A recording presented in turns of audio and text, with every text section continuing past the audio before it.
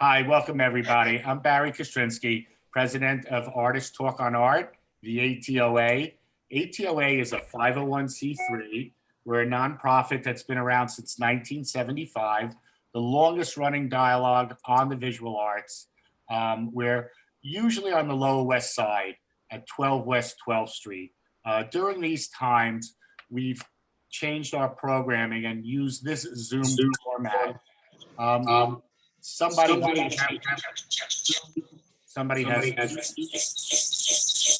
setting up a, yeah, thank you. Oh boy. All right, I think I fixed it. I had to mute you, Larry. Sorry about that. I'd recommend, if you like, mute yourself. I know I do this game all the time and go through it, but I will go around and try and troubleshoot this.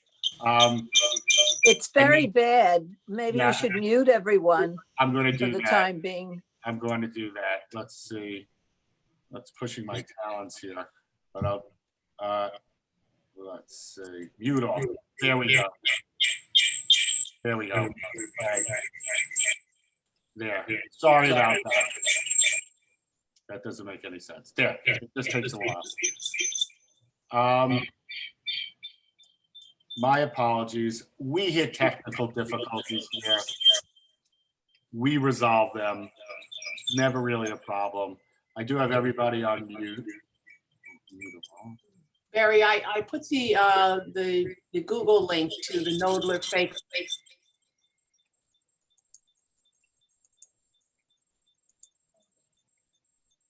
Thank you, Peg. Peg put the Google link on.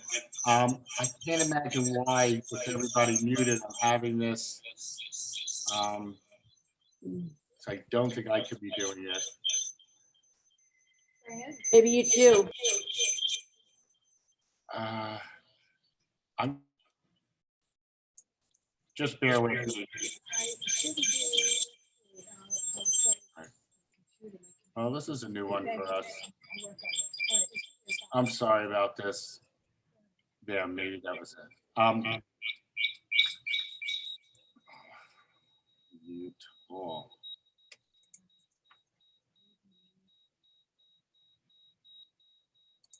Yeah, sorry about that problem.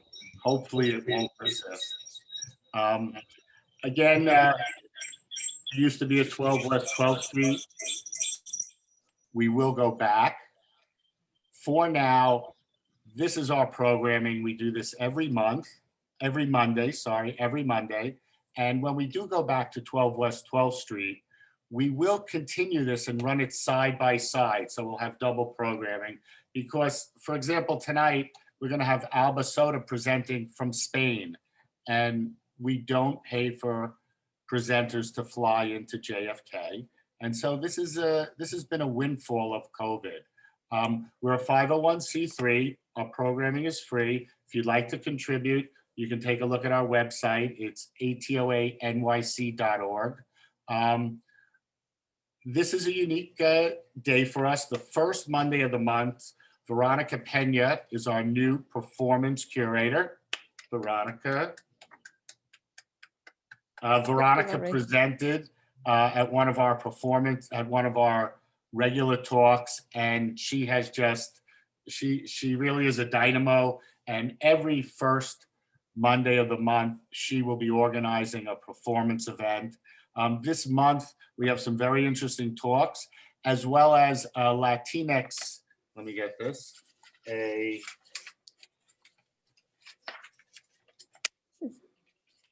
The New York Latinx Collective. Thank you. Thank you, Bobby. We have that coming, and that's going to be a two-part talk, the 15th and the 22nd. Next week, we have Tucson artists presenting. Gunnar Mundheim, who's with us, has helped organize that. And then at the end of the month, we have Valerie Larco and Jane Dixon. We have an exciting program. You could look at our website under calendar to see what's coming in March and April. If anybody wants to present, reach out to me. My email is on the website. If anybody wants to organize a panel, come up with a theme, come up with some artists, reach out to me. We will set a date for it. This is Artist Talk on Art. This happens when artists talk on art, and it's you that sort of really make it what it is. I'll give a brief intro now about Veronica. As I said, Veronica did a performance that really blew me away and many of the people that were present for it, and she's come on board. I'm gonna say, Veronica, take it over from here. Veronica will talk a little bit about herself, and she'll give an introduction to about Alba Soto, and then Alba will take over, take the screen. Keep in mind, make a comment anytime you like, jump in with a question. We like to keep sort of a interactive dialogue. There is a chat function. Feel free to unmute yourself, but be aware if you're talking on your phone and you're not muted, we're listening. So welcome, Veronica, and thank you. Yeah, thank you, Barry, for having me here, and thank you, Alba, for accepting the invitation, and of course to everybody that is here with us. My name, as Barry said, is Verónica Peña, and I am a performance artist, an interdisciplinary artist, and I'm also an independent curator. Part of my goal when I curate events is to bring performance art to spaces where normally has not been shown.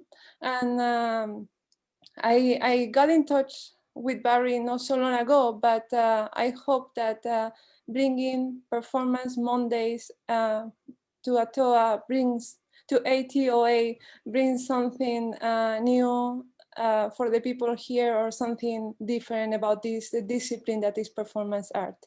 To finish talking about my role, I would like also to briefly mention that I founded a group in 2011. It's called Performance Art Open Call. It's a Facebook community. We are 15,000 people, and part of my goal is also to promote the work of the members of the group, and that's also my scope when curating and bringing Alba and future artists to ATOA. Sorry, I keep saying ATOA in Spanish, ATOA. I'm going to introduce Alba Soto. I love her work, and that was my main reason to bring it here. It's just amazing. So let me read a little bit about her. Alba Soto holds a Ph.D. in fine arts. She studied visual arts and scenic arts, and she is a specialist in interdisciplinary and performing tools for creation and teaching practice.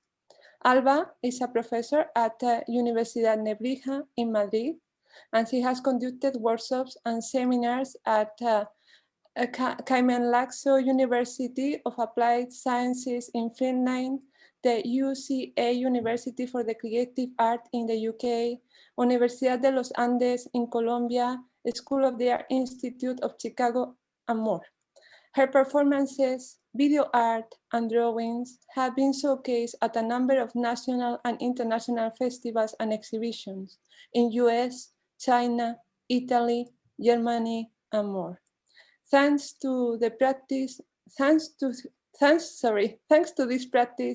and to the curatorial work, Alba Soto has collaborated and shared experiences and processes with several artists from around the world. And now I'm going to give word to Alba, and she's going to talk and share her work. Thank you, Alba. Thank you for being here. Thank you so much to invite me. I'm so excited to be here. I want to apologize about my English because it's not the best, but I'm gonna try to do my best with this.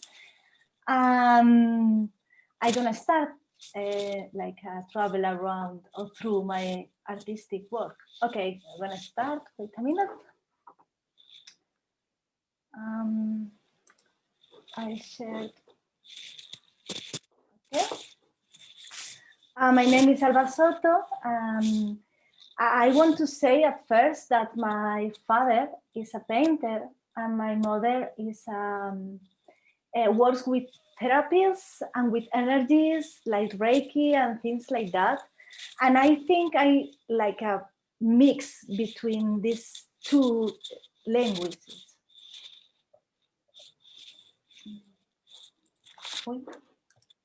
Okay. My studies and training, as Verónica said, is visual art and scenic art. I studied fine arts in Madrid, and at the same time, in the morning, I studied visual art, and in the afternoon, scenic art. And I was thinking all the time, like, how to mix these two languages, because for me, it was very important to understand visual art, to have these tools from scenic, from perception, an emotional thing, etc. And is why I work with these two languages together and separate also. And I teach mixing always these two languages. I am professor in Nebrija University, and I am a researcher too. I am in a couple of group of research in the university, more academical, but I always try to put my artistic work in this research academic group. And I am an artist. I work with performance art, drawing and painting, video art, sometimes installation, and also I have a music band. If you don't understand me, please, Veronica, tell me and translate me, please. Thank you. Alba, Yes. I think we can understand you pretty well, but there is some sound. I don't know if it is only me, but there is some sound like something. Yeah. That. Now? Can you now? Yeah, I don't know if it's something that is touching the surface of the computer or the mic. I'm not sure. I don't know, because the mic. No. I think I have a microphone in the. That's much better. I don't know what it was. Here, I think Yeah. it's a microphone. Yeah, that's much better. Much better. Okay, I try to do this. This is a night of technical difficulties. Okay, sorry. We will get through then. Do you need that I repeat something or just? For me, it continue? was fine, but I don't know. We're all good. Just continue, Alba. You're all good now. Okay, I have you can see, you can read. Okay, I'm gonna start to speaking about my artistic process work. I was thinking a lot about how to explain that, and I realized that my work is divided in 3 blocks. One is the ritual to understand what I want to do and how to put all the things together that are in my mind when I start a project. The second is the strangeness and surprise. I really need to surprise myself in performance, in painting, drawing, etc. And the self I call how I connect the work with myself, with my needs, etc. The things that are around my work all the time are these circle things. Is honesty. I always try to be honest with what I find during I do a performance or a video art, etc. Sensoriality, to work with the senses. Emotion, I don't try to work with emotion. I don't look for that, but them appear. I took them and I play with them. The surprise, of course, I told you. Improvisation, I love improvisation, even when I have a score. Intuition is very important in my work, in the ritual, in the strangeness, and the self. And I always look for the wellness, how to grow up, how to learn things about myself through my work. The first work that I'm gonna present you is my last work, is Vulva y el espejo, Vulva and the mirror. I am in a research group in my university, in common with other university, about mythocriticisms, mythology.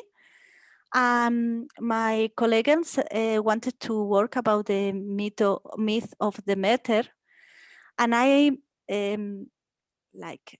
study a lot the myths to found something that I connect with. I'm gonna read it. You can read with me. because I think it's easier to understand. The proposed research focuses on the Greek myth of Demeter, specifically the encounter between the goddess of fertility and Baubo. The goddess of fertility is Demeter.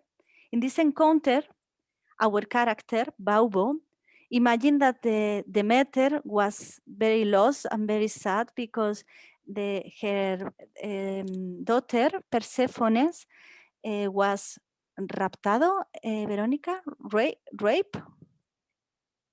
Raptado, she was taken away by Was somebody. taken away, but Hades, the hell, and Demeter was so sad, and suddenly he looked for a job in the earth and find Baubo, and Baubo lifts her skirt in front of Demeter, do something like that, and Demeter recovered, sorry, in front of Demeter with set of laughter in both women bring this tension, self-affirmation, and healing of the goddess. Okay, in this moment, they were together, Baubo lifts her skirt, both start to laugh, and Demeter took strong to speak with Zeus and recover Persephone. Okay, then I say, okay, Baubo is an amazing character. I need to know why this gesture make these things to Demeter. Okay, I don't know if I understand, if you understand very well. This gesture's names is Anasirma. Okay, and I wanted to work about Anasirma and what kind of margins or apotropic effect has the Anasirma to I don't know, to see what happened with these gestures about the vulva or the contact with our more hiding part of our body. In this my ritual, in this performance, I try to find a way to explore about this myth, about this Anasirma. For this performance, I use a lot of elements. I work with Marina Grau, another artist, and I use a lot of things like I Ching, this tarot cards, books of Baubo, pendles, a lot of esoteric things, because when I lose, I open the I Ching, or I play with this kind of cards to know or to try to know things. Alba, let me ask you a question. Yes, please. What sort of piqued your interest to reach into Greek mythology? I mean, obviously the theme is a current theme, but what sort of motivated you to look to the past? The other mythologies figures, or what do you mean? I mean, why did you choose Greek mythology?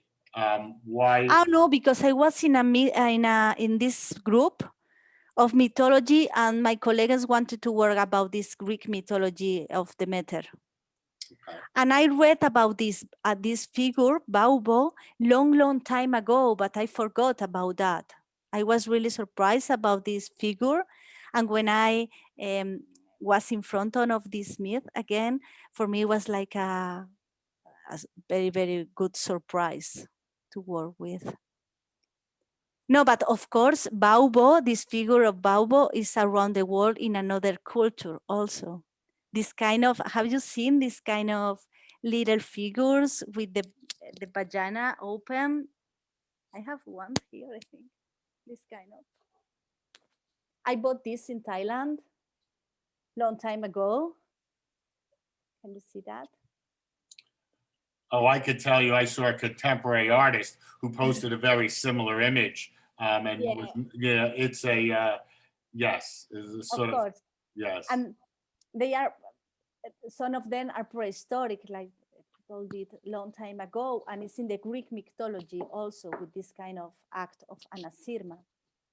I wanted to work with the darkness, is why we put this kind of mask, the pendulum with energies. And we were very interested about the vulva, vagina and mouth, and how together, and how is this relationship. You can see some image here.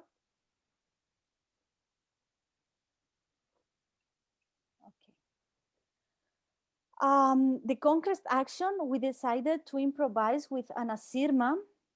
We did this performance in Zapadores Ciudad del Arte in Madrid, and we did only Ana Sirma between us and with the audience. And we like try to see what happened, what magic things happened with the Ana Sirma, and was so powerful, because sometimes was very scary, sometimes was very like to see yourself in a mirror, sometimes was like very relaxing. Sometimes you can see, for example, here she's very scary, and see me do it like to connect with her.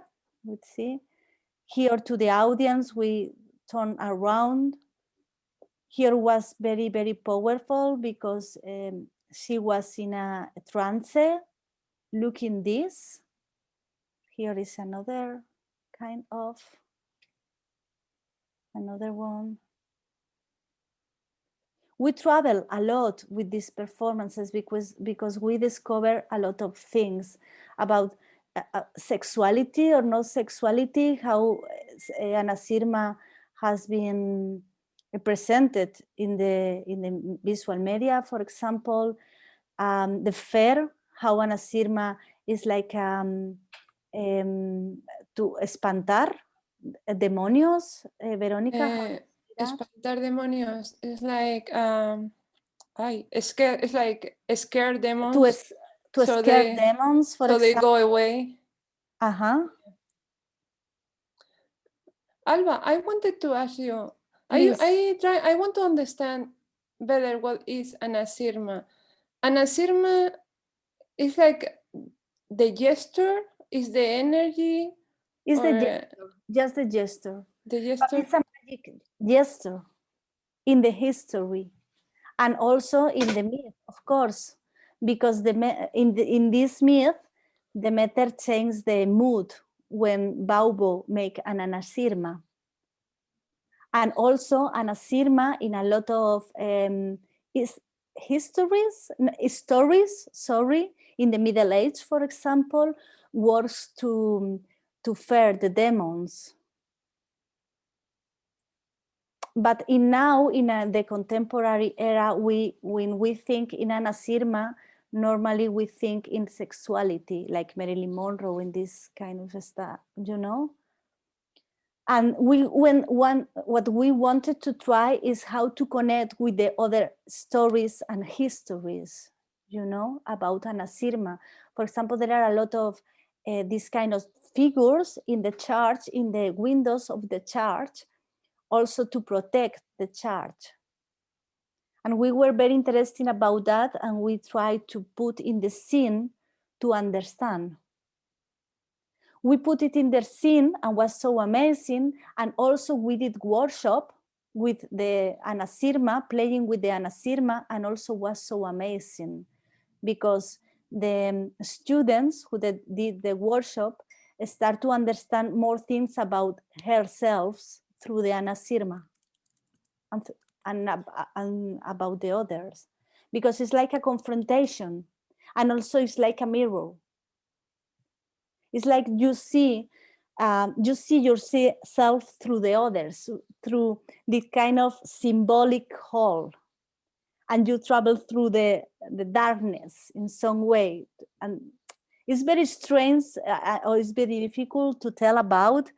I think you have to see it, and you have to practice it to understand. And I know that it's very difficult to see in this image, because they are photos.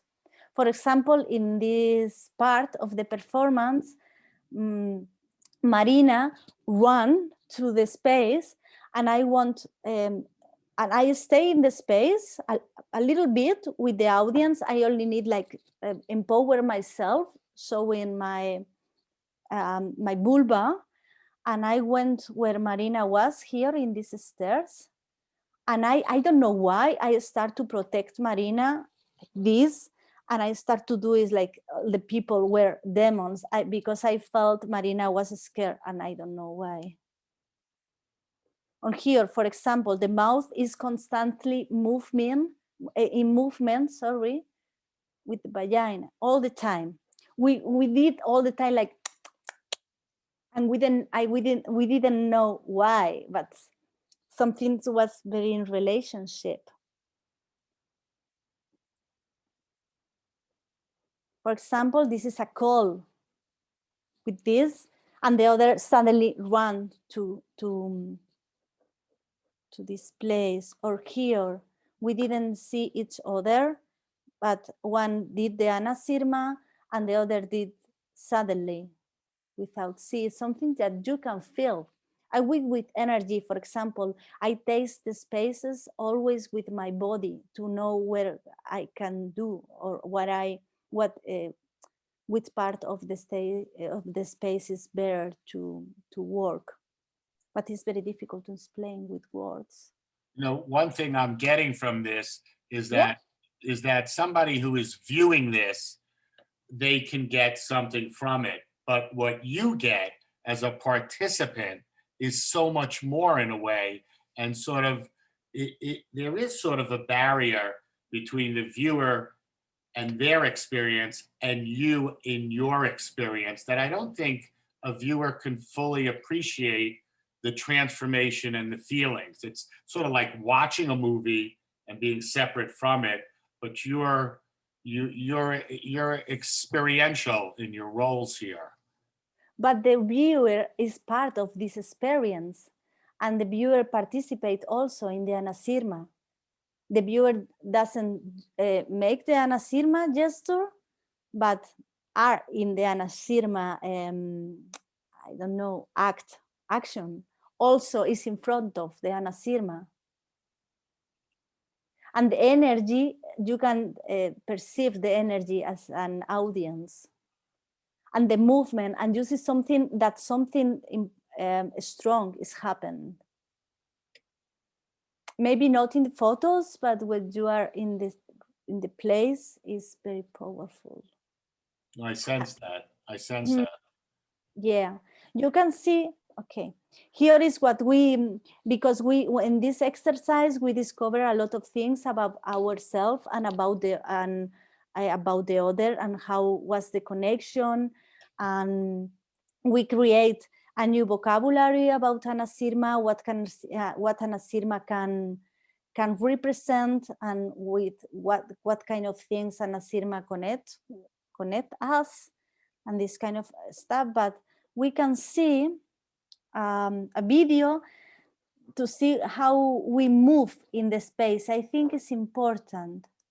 How is our connection? Perfect. It's very short.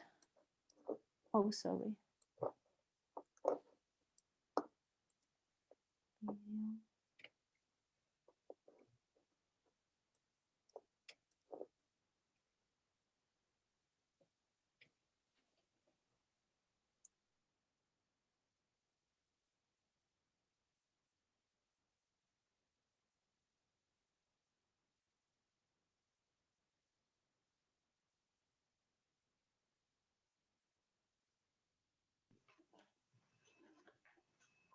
You have one new message. And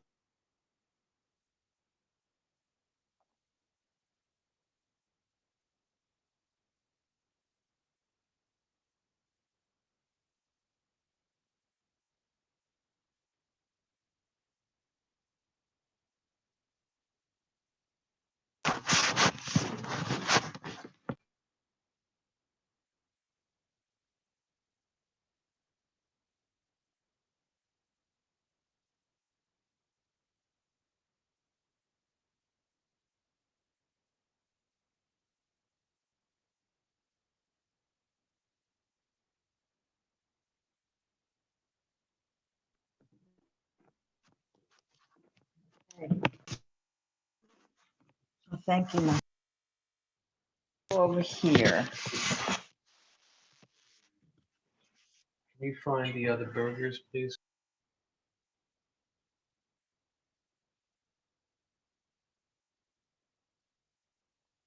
Okay, this is our energy. I don't know if you can see that because we didn't practice and we listen in each other pretty well. I would like to show you other performances. I don't know if you have more question about this performance or I continue and you ask me, because maybe if you see the other performances, you can understand more the way I work. I do want to open it up just in case anybody would like to ask a question. If anybody would like to, feel free to unmute yourself. Sorry about the little technical problems we had. Don't worry. I just have a comment. Alba, were you aware of the, I think it was at the Louvre for the Courbet painting Origin of the World? And it's either a performance artist or a feminist sat in front of that painting. You know the painting I'm talking about? Yeah, of course. And she opened her legs and showed her vulva. And I think she was escorted out of the museum, but I wondered if that came to your mind at all while you were doing this piece. I think it's totally different. Is it? Yeah, because I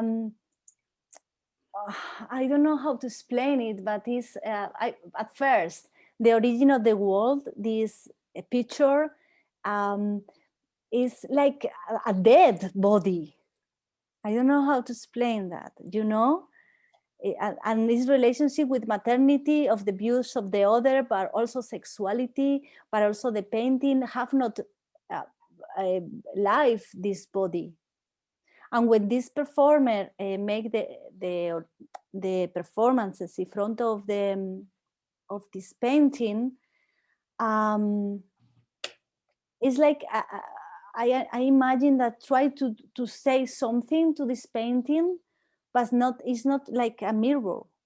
I don't know if because she's speaking with the history of art. And we are speaking with woman to understand ourselves through the other.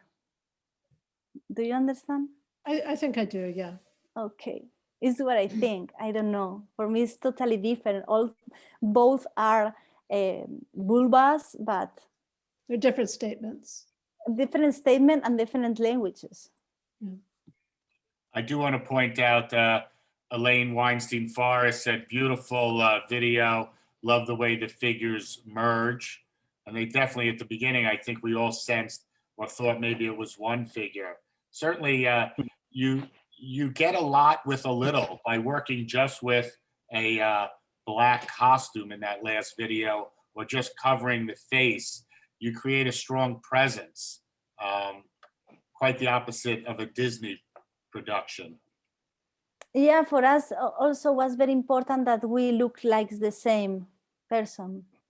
You know, people didn't know who were Alba and who were Marina. Mm-hmm. Because I start to work, for example, with Marina because I was teaching a workshop and she participated and I showed her moving and I don't know, painting and moving, and I said, okay, she understands me. She is like me in some way. I can work with this person, but it's not so easy to understand my way of work and my energy. Then for me it was amazing, and that we move in the same way and the people didn't recognize us was so amazing too. With only put this thing in our eyes. Does this have any relation in your mind at all to Muslim women being covered and yet having the same female body underneath it? Do you think of it in relation to other women and what their cultures mean to them and how they're forced or not forced to dress? No, I don't think so. No. Hello. No. And it's the opposite. We we thought about a lot about that because it's the opposite. We show our mouth, and the Muslim woman show the eyes, because our relationship is the mouth and the vulva.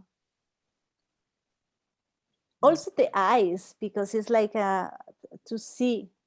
But I don't know, to put more emphasis in the vulva, we decided to hide on the eyes, because the eyes are very powerful, and maybe can eat the vulva for the view. I don't know if I explain myself. No, you explained it well. We've had portrait artists present who do very good portraits, and they explain the importance of doing the eyes, how the eyes can really capture and reveal the soul. And I sort of understand you're wanting to cover it so we don't look into the eyes and shift the focus where you want. Mm-hmm. I wanted to ask a question, Alba. You know, in performance, working with another person is a challenge, but it's also very interesting, right?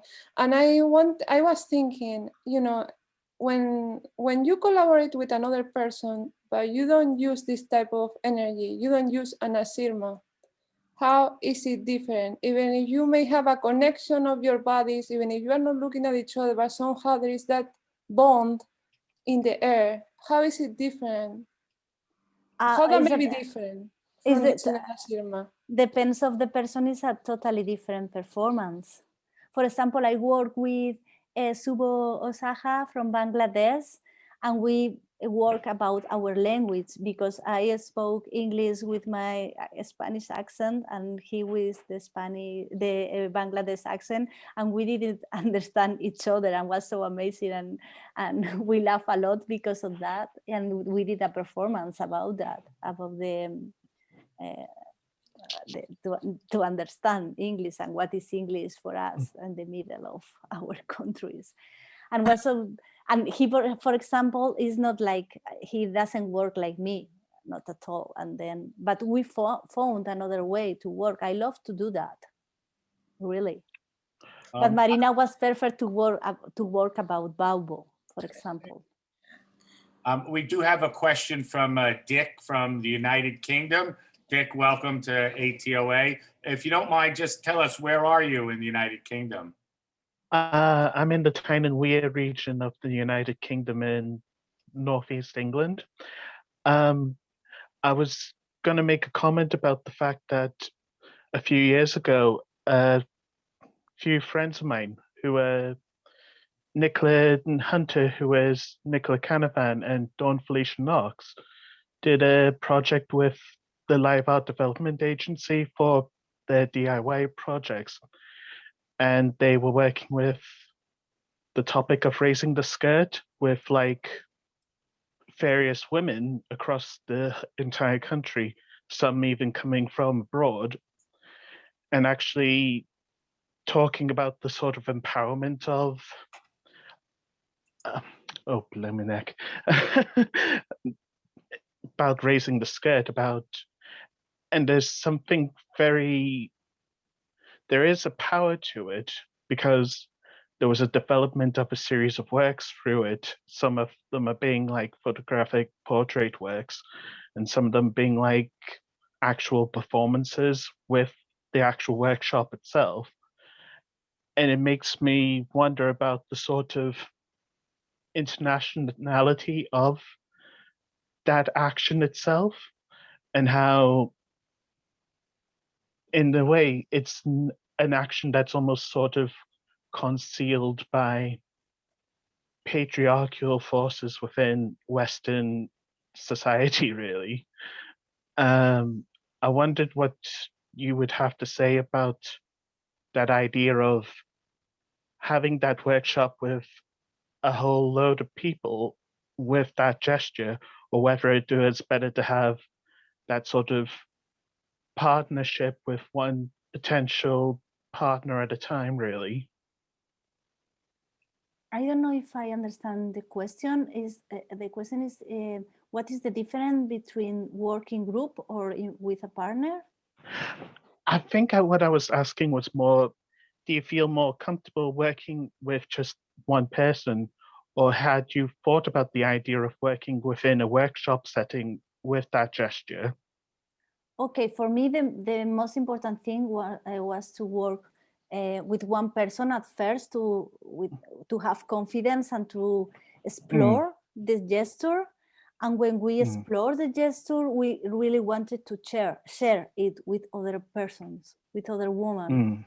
Because we had a very amazing trouble with this thing, but we didn't know if what it was our thing, or other women could enjoy that or feel that, and to share it with other women and to see that it works is amazing. Then we for us was like, oh my god, this really works. But at first I need to have somebody with very confidence with That's to fair. explore, because it's very intimate, and you have to be very honest with that. Then you have to work with people, with other person that you feel comfortable with. Alba, Thank you. when you were showing the performance, I was reading up on the practice of lifting up the skirts, and something that was interesting that came up on while I was reading it was about how it empowered women. It was almost akin to being to raising a sword or raising a gun. It was almost empowering to a woman to raise her skirt up and ward off any bad person coming to attack her or whatever, rather than an erotic act.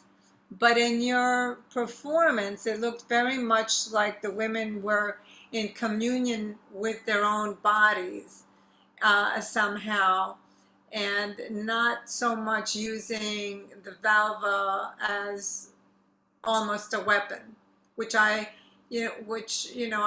think, from what I read, that's what it was. But anyway, I don't know, how did you mean that the performance to be more in communion with yourself and the vulva, or something else? Yeah, of course, because for us it's not a weapon. Sorry, is part of our body. Is us. I mean, I don't want to fight you. I want to understand myself through my experience with you, and I want to understand you through my experience with myself with you. I don't. It's like I said. It's a mirror. It's not. You cannot broke the mirror. A gun broke the mirror. It's like a connection between women. I like the idea that in mythology it was considered so powerful that people were terrified of it, and somehow they would run away in terror. I like that connection to it. Yeah, because in the world of men, they didn't know anything. We didn't know anything about our vulvas. Imagine the men, it was for them like a very strange things that creates lives. Imagine how magic it is. It's black magic. Is why the vagina was very powerful in this kind of stuff, and very scary also. Yeah. We have to, for me, it's like to reconciliar, to counsel with my body, to come into terms with your body, to reconcile with your body. I think that's the right thing to. I think that's the right word. Yeah, because we don't know nothing about that. Yeah, Alba, you made me think. My grandma is 84 right now, and I am 40, and you know, I have always been very attached to her, and we talk a lot about how things were in her times, how things were in mine when I was 20. And I remember she always said, you know, we didn't know where we had anything. It was just there, and you had kids, and we didn't know anything else.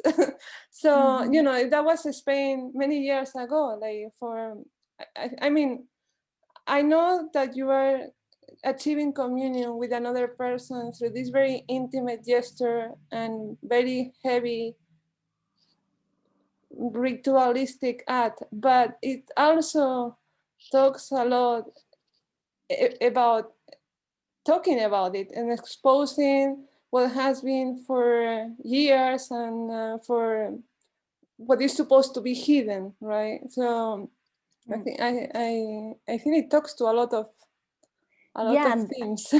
And the most important thing is that we didn't work with this in a sexuality way or in a modern way, you know. We try to find another things. Can you Maybe talk a little bit about the link between the sexuality and the performance piece to the mythology? I don't understand very well what you mean. Can you talk a little bit about the link of the mythology to the performance piece that you did? This performance in particular, right? My methodology. Okay, when I knew about this mythology group, I thought in Baubo, in this figure, I talked with Marina, and we speak about a lot about this gesture and this figure. Then we start to work with our body. I say to Marina, okay, I want to do a performance. I think I want to try an asirma. I don't know. I want to improvise about what give to me this gesture. And I asked her if she wanted to work with me, because for me it was important to have another person working in. If not, I said, okay, I can do it alone. And then we start to improvise, and we saw that we understand, listen one each other, and then it's all. And okay, we did this performance and we took the photos, and then we did with the photos, we spoke a lot about the trouble. I say I trouble when I do a performance, and then we realize that we did a lot of things that we have not conscious when we are in the performance space. We have not conscious of everything. But if you see the documentation, you start to remember and you start to think about that. Then we did a photorelatio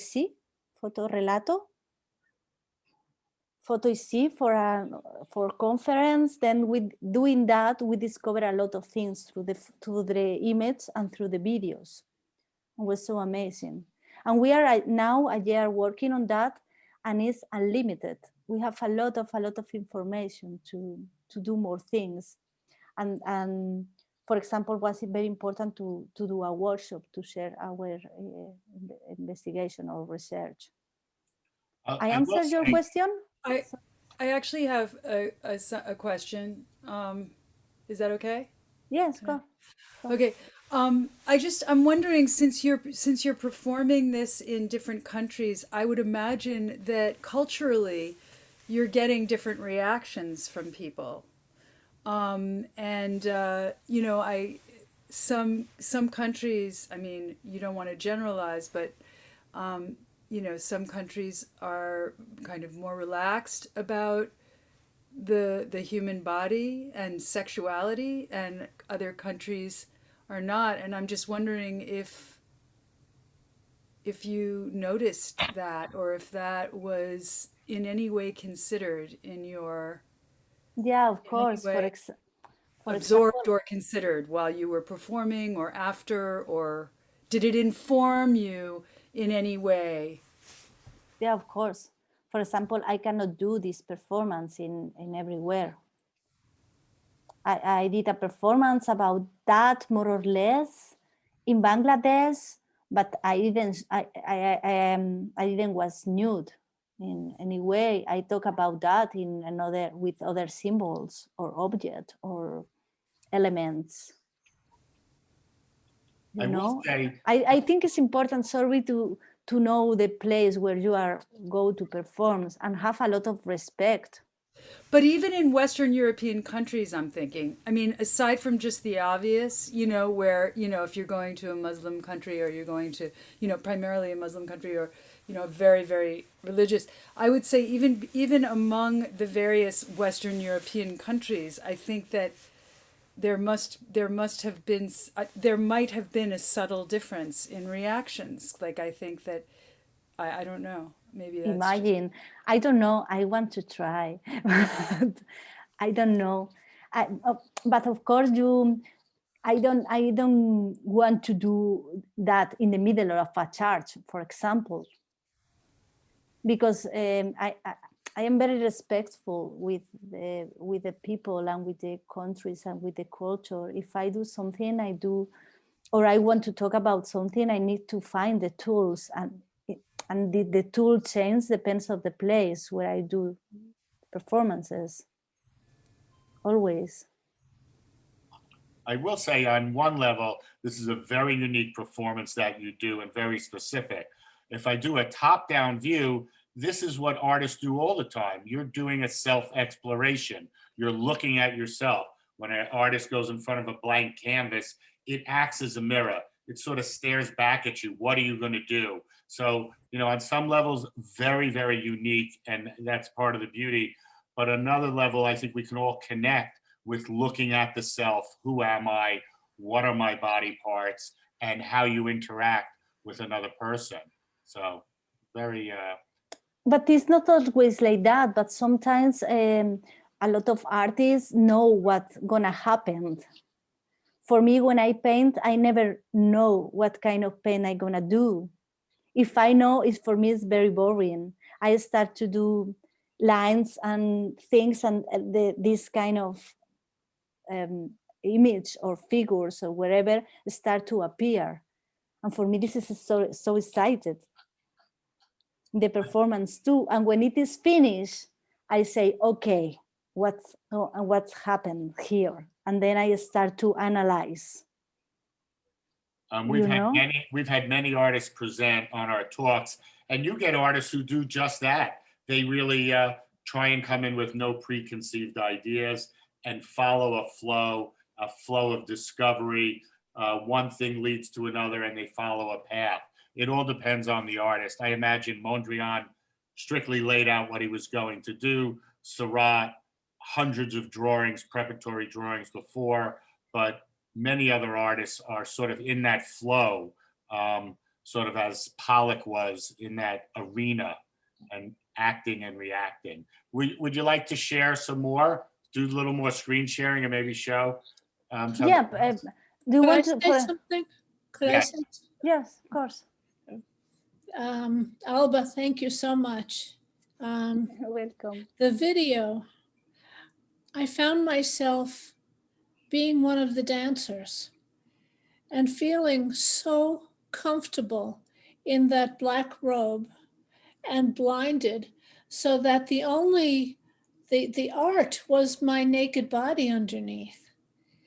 And naked body, you know, either it's sex or it's sleeping or it's washing, but it's not necessarily dance with someone else. And the flow of the black robes just allows the body to be there. And I want to thank you very much. You have to try it with us. Yeah, maybe with my husband. It's not the same. Because with a husband is not another woman in front of you. It's another kind of relationship. I don't even know if I have another woman in my life who would do Okay, you have a lot of women here.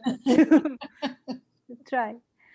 Okay, I'm gonna show you. Do you want to that I show you another performance or maybe a drawing? Or okay, I try. I'd say both. You said both. Okay. Yes. Nice. It's like cake or ice cream, always both. Okay, you can see my screen, right? Okay, performance. For example, I'm gonna show you video. This performance, the name is Carcasa. This is an object that I found in the street, and I really wanted to work with this object to see how many possibilities the object had. It's very long. I'm gonna put.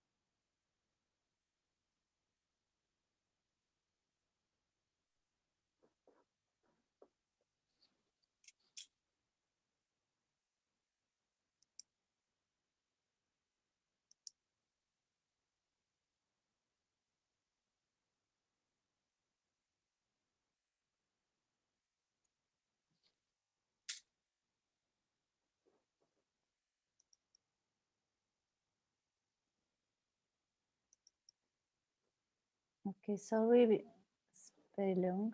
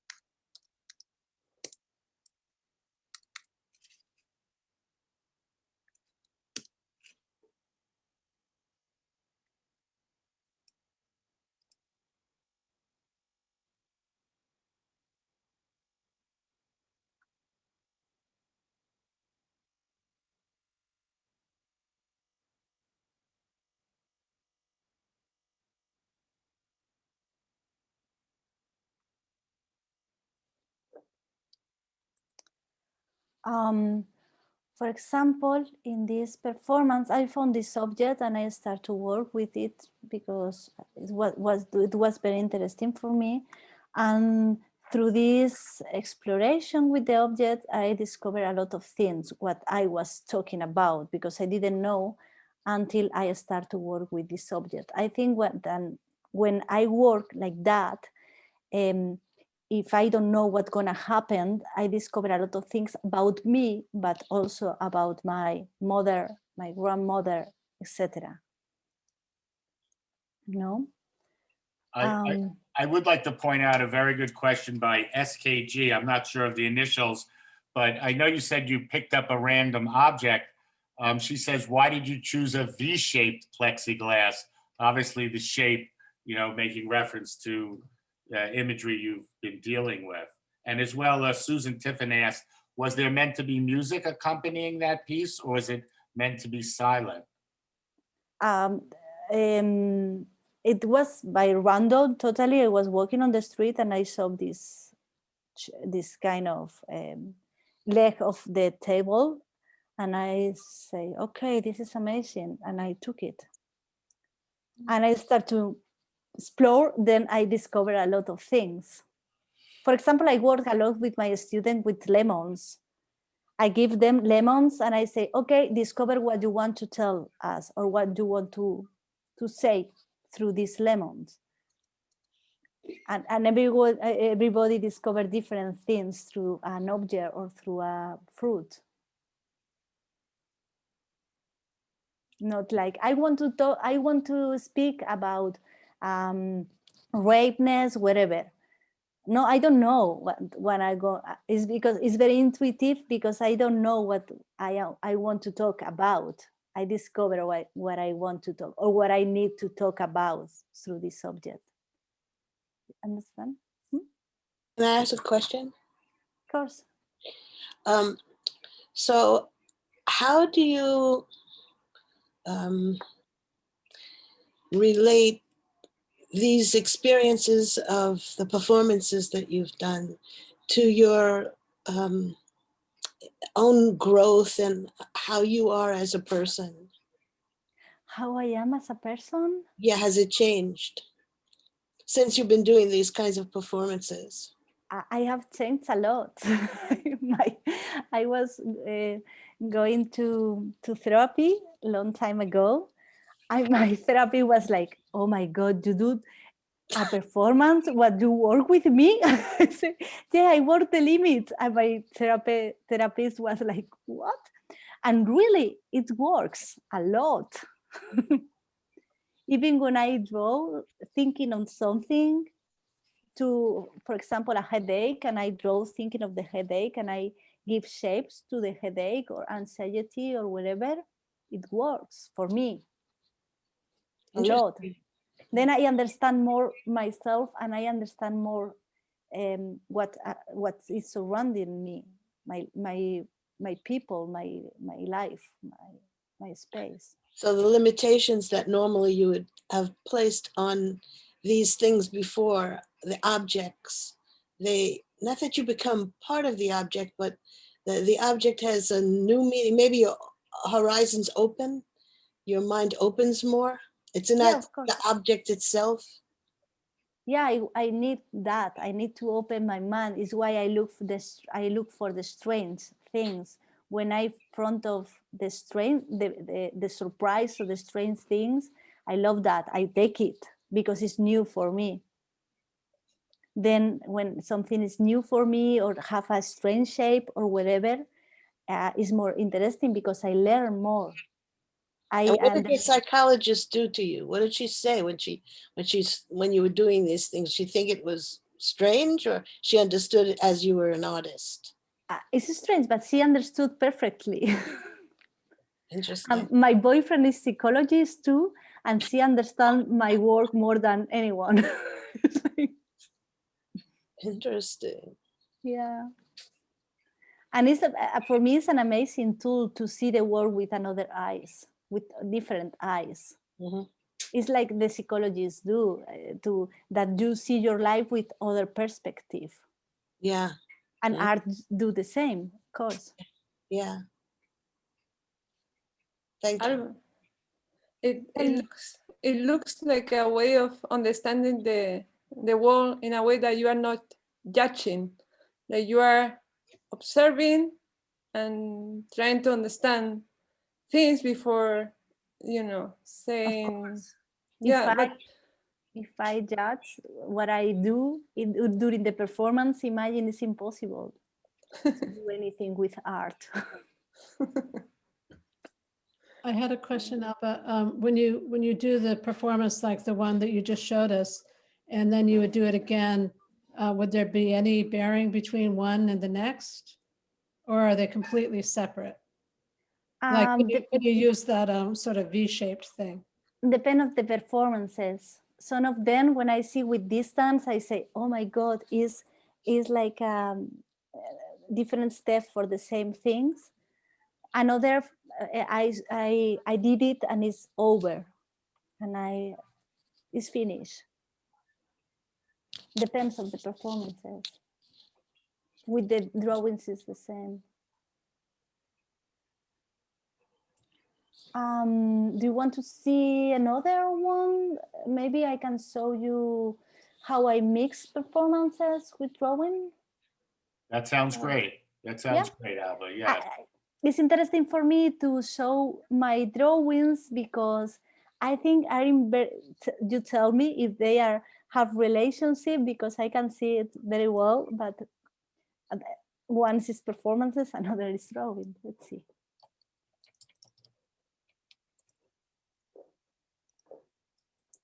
I just want to remind everybody, this is Artist Talk on Art, ATOA-NYC.org if you want to see more about us. We're a 501c3. Everything is free. If you'd like to contribute, you can see it on the web. We do this every Monday, different artists, different discussions. Today is a special event. Verónica Peña is curating First Mondays with performance art, and this is Alba Soto coming from Spain. By the way, where in Spain are you, Alba? I'm now in Cádiz, in the south of Spain, near to the beach. But I work in Madrid. I travel every week to Madrid. Very nice. Okay, this is, I did an exhibition last year and I did like 4 series of drawings and performances, and this is one of the series. And in Cádiz, the council gave me, I could work in a dance class, in a dance room, with this to do this drawing. I draw on the floor, and I use pasteles. I don't know how to say that in English. Pastels. And I did a ritual to start these drawings, because at first I dance with my body. I move around like Pollock, but different way. And I start to draw the middle of the drawings to connect my head with my ovules, because I had problem with my ovules. You say ovules? Ovulos? Ovaries. Ovulos or ovaries is okay. Ovaries at my head, because I had a gynecologist said to me, you have not good connection what your head said to your ovaries. Okay, and then I start to do these kind of drawings. I start from the center of the drawings. I start to put colors wherever, jump, wherever kind of dance, and then start to appear these figures, these characters. I took the photo just when I finished the drawing. 3 hours per drawing, more or less. So Alba, your gynecologist told you that you have a problem with the egg. Yeah. Con el óvulo. Uh-huh. And she said to me that my head give to my ovules bad signals. Really? Huh. Yeah, and my period start to be confused. Huh. But not one gynecologist. So several gynecologists said the same thing.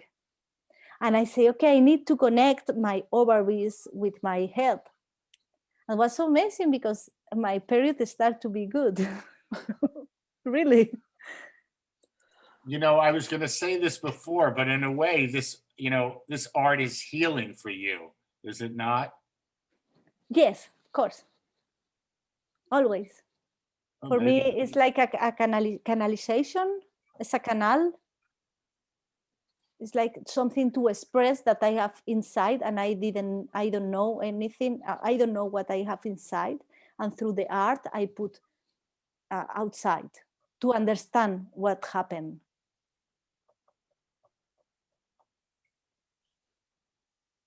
And relate, these are my other drawings. You can watch it in another moment if you want. And the performance, for example, also with drawings, what this performance that I start in Chicago is I put this drawing, I draw with an artist, a street artist, because I didn't know anyone there. And then I start draw with this artist. And what I did is to put this drawing on the street. And the next day I went to this street around the city and I tried to dance these drawings. For me, it's important to draw the movement of the drawings because I discovered new ways of movement. I don't think, I see the drawing and then I start to dance. And I did it with a lot of people too, and was so amazing because it's so funny and you connect with things that you never connect. It's without music, it's just the sound of the street.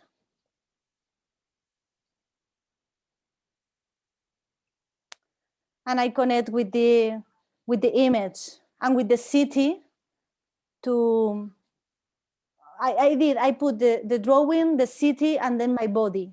And I connect the three elements. In a way, it's like a complicated collage. You often don't think of collaging the city, a drawing, and a performance, but I think you've done that. Yeah, and I invited here, from here you can see, I invited the people to dance it. Here is in Madrid.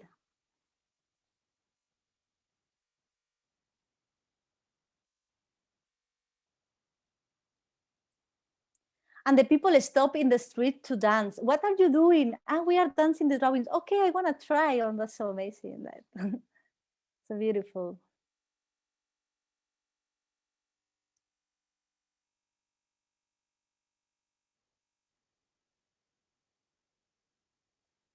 It's good because at end, art gives you tools to express yourself. And the drawings is very clear how the drawings give expression to the bodies.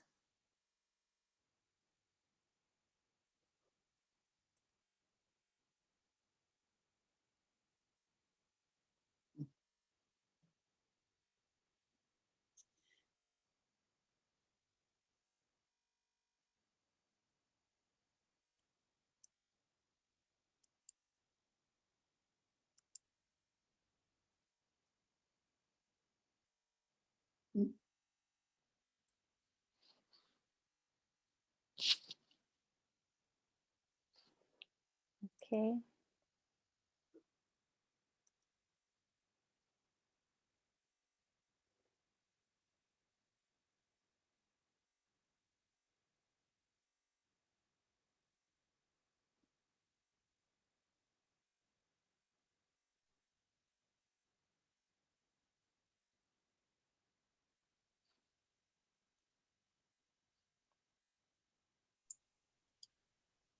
I think it's very powerful when you engage people who just come on by and bring them in. I think that's very smart. I love to work with people. Really. Yeah, I love I that. learn a lot. And this is, and if you see my drawings, I think you have not seen some performances, but let's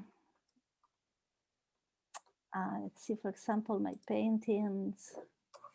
This strangeness that I look for, the surprise or strange things are in my drawings all the time. And I love to don't know really what's happened in the drawing or in the painting. For example, in this painting, somebody said to me, okay, I like very much this painting where are these this anasirma, and I said, what? Where I have not drawn any anasirma, and she tell me that it was the anasirma, and I understand because he showed the anasirma here. I didn't know what anasirma was at this moment, but I did it, and for me it was like a breast. Then the different lectures is what I love more of my painting or drawings. My drawings have a lot of tongues and breast, vulvas and mouth, this kind of things, and it's related to the body all the time. And strange animals, zoomorphic creatures or whatever.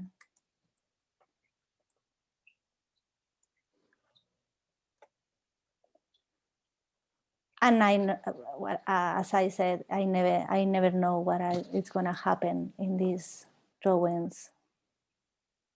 But I see, for example, I see this drawing and I understand at this time in my life, I didn't know that I wanted to be mother or not, but I discovered that through the drawings. Okay, and I don't know if we have more time to see another, or what do you want to? Maybe it's best if we go to a few questions. I like to try and end it at 7:30, if that's okay. Yeah, of course, and you can check my performances, and the text is in English. Also, and then, okay. Firstly, I just want to say, bravo, very nice. Oh. You Thank you, Alba. You elucidated some very difficult themes. This was not easy subject matter. I'll be frank, when you show images like you show, most men think of Playboy and Hustler. You've pushed us to another level here, and you've at the same time you brought us back to a lot of themes that we always cover here, because the way I see it, there's one art, we draw off the same cloud of ideas, and you've just expressed through your body, through your drawing, through performance, this search for self, I would say. The concept of not having a path, but sort of exploring through your art is something that we've come to time and time again. Mm-hmm. I do want to open it up to questions, and I just want to thank you, and of course, thank Veronica for organizing this. Veronica will be doing this at the beginning of every month. Thank you. Barry. Yes. And Alba. I have a question. Yes, go ahead. Alba, you are an artist through and through. And I was just wondering when you first knew that, and who in your family also have talents similar. Cool. It's not similar. I said my father is a painter. He doesn't understand performance. He is a fan, but he games every time. But he's a painter, like an abstract painter, like. And my mother liked the scene, and my mother liked energies and this kind of moving. My mother is a master of Reiki. And she is a therapist, but with this kind of stuff, Reiki, etc. When did you first know that you were an artist? I don't know. I don't know, but it was very, very difficult for me to say I am an artist. I started to say that like maybe 3 years ago, and I'm working as an artist like 20 years. I don't know what is art at this moment. No, I think it is hard for somebody to say that because it's a big statement, but I will rephrase Regina's question and say, what did you do when you were younger? Were you an incessant drawer? Did you doodle? What artistic expression did you do as a child, if any? Yeah, I drawing and I dance. I love dance. And for example, when I start the career, I start drawing and photography. And from photography, I passed to video and video to performance. For me, was like to open the space step by step. When I understood photo, I start video, and when I understood video, I start performances. And now music. I do want to point out we have an artist here who is a ceramicist, and Wendy List actually dances before she does her ceramics or before she draws, and that informs her as well. As you said, you like to dance before. Let's take a few more questions. Anybody, you're welcome to just jump right in. Carol, go ahead. Okay. I'm really fascinated by the fact that you seem to have connected with the outside world into your inside world, and your inside world to the outside world, like in using the objects, how you use them and how you move with them. So when you are not doing art and you just say walk down the street, do you think that still is in you happening anyway? Because now that from doing this, you've created this interaction between the outside world, the inside world, which is totally different than just walk down the street. What? I don't understand very well. Sorry, it's that the external objects to me now from watching this is what I got, is I'm starting to think that maybe we have more connection with external objects than we think. And that maybe, you start to become the items around you, maybe for familiar things, but also when you're outside and you see, is this part of you? Like you're saying, the doctor said your connection to your ovaries, right? Your thinking affects your ovaries. Well, the thinking probably affects how you see in the world. So I was just wondering if that was different with you since you started using objects to become part of them. Yeah, to me, I see you becoming part of these objects and the objects becoming part of you. I don't know. I think all things are part of us. We just need to see them, to be awake to the world. And then if you have the intuition or connection with something, just take it and explore it. And then you can discover things of yourself. Doesn't care, for example, if I analyze this glass and the symbol of water and blah, blah, I can find things about a lot of things, about inside and outside and the world and the country and the whatever. It's just to see and to know, to have tools to explore. Do you feel more one with that now since you started working this way? Do you feel more one with these things? What is more one with? More together. More connected. With the world? With the objects in the world, yeah, with the external objects. With everything, with the matter, with the object, with the people, with everything. I try to listen the world, and the object are part of the world. Of course. Interesting. I think we need to. Sorry, we need to have connection with what surround us, to have connection with ourselves, and the opposite. Yeah, I agree. I want to thank you, Alba. I think those are some great points. And I want to thank everybody for their great questions that really brought this alive. And thank you. Thank you, Alba. Thank you so much. Yeah. And again, of course, thank you, Veronica. Everybody, come on back. Spread the word. to your friends. Every Monday, Artists Talk on Art. This is what we do. We come together sort of like, instead of these little rectangular boxes, more like hexagons, like a beehive. We formed a community that has touched the UK, has touched Spain, close to the beaches in Spain, and of course, Indiana, where Veronica likes to go when she's not in New York. So thank you all. Any questions or anything, reach out to me through my email. You'll find it on the web. Really, thank you. Keep coming. Thank you, everybody. And try Thank Ana you. Sirma. Everyone. Thank you. Thank you. Yeah. Thank Ciao, you, thank you Veronica. so much. Bye. Thank you, Barry. Thank you, Thank Barbie. you. Yeah, Veronica, thank Thank you, you. Barry. all Thank you of for another inspiring Monday evening. Thank you. Thank you, Wendy. Larry. Have a good week, everybody. Thank you, you too. Nice to see you, Norma. Nice to see you.